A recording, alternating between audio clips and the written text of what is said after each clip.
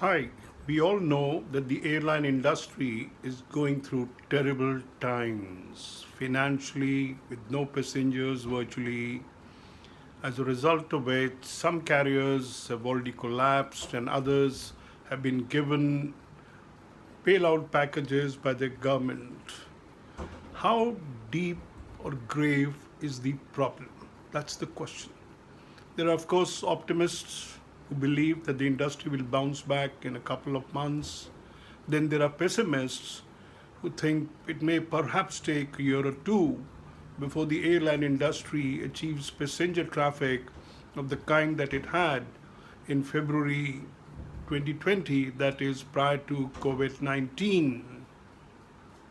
Now, before I come to the issue of demand destruction that has led to this situation because of coronavirus, let me first thank all of you who viewed my earlier video on the likely resumption of domestic flights and also subscribed.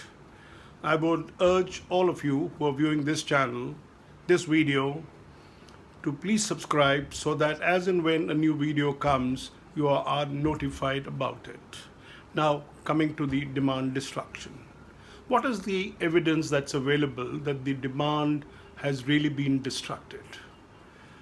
We all know that airlines were accustomed to having passenger loads in millions and that travel was a necessity for the public for various reasons. Now, suddenly we find that this demand has been destructed.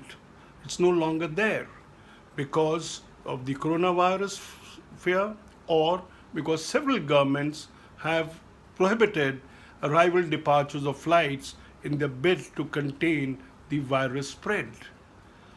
The loss to the airline is humongous, we all know about it.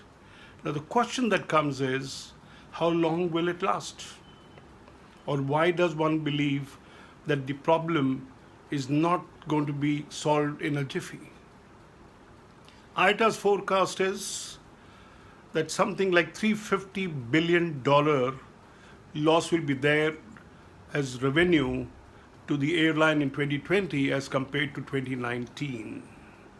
If you take the US market, which is the largest market in the world, of the 6,125 aircraft collectively belonging to all the airlines, more than half are parked at either major airports or in airstrips in the desert areas, clearly signifying that these aircraft are unlikely to be used or put in operation in the next few months. Even the flights that are being operated with reduced frequencies, shrunk network, the average load in America is no more than 20 passengers on a flight. The situation is not very different in China and in Australia, or the countries in which the flights are being operated. The fear of coronavirus is genuine with people. It's not just the governments are not allowing the flights to be operated, like the Indian government, for example, has prohibited all international flights, and even domestic flights are still to be resumed. Let's do a dipstick study to gauge the public mood here.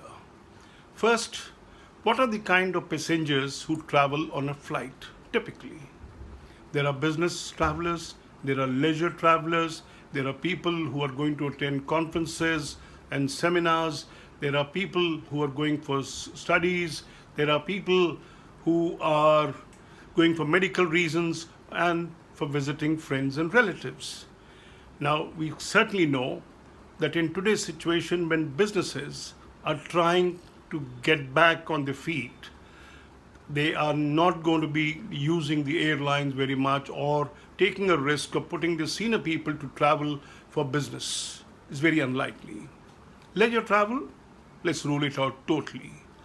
It'll be stupid on the part of anyone to go out on a holiday not knowing what kind of virus spread that exists there or the extent of containment that has taken place.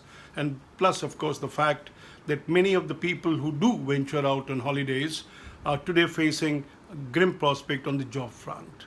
There have been salary cuts, there have been layoffs, really diminishing the number who are likely visitors or going on a holiday.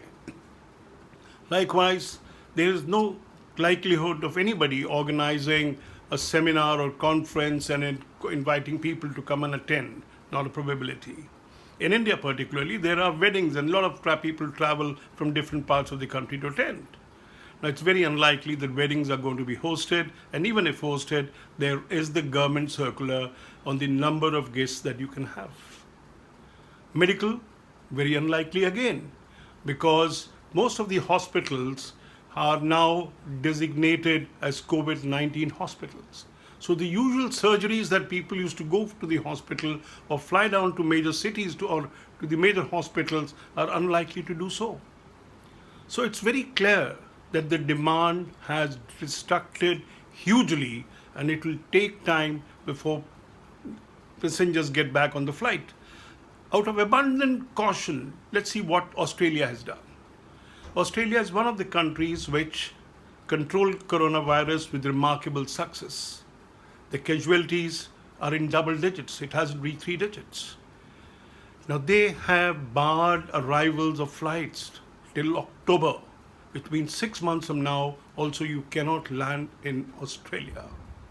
It's this kind of precaution that's basically going to keep the flights away so that the spread locally within the country can be contained. The best yardstick would be to ask your own friends, neighbors, relatives, family members, etc., whether they would travel.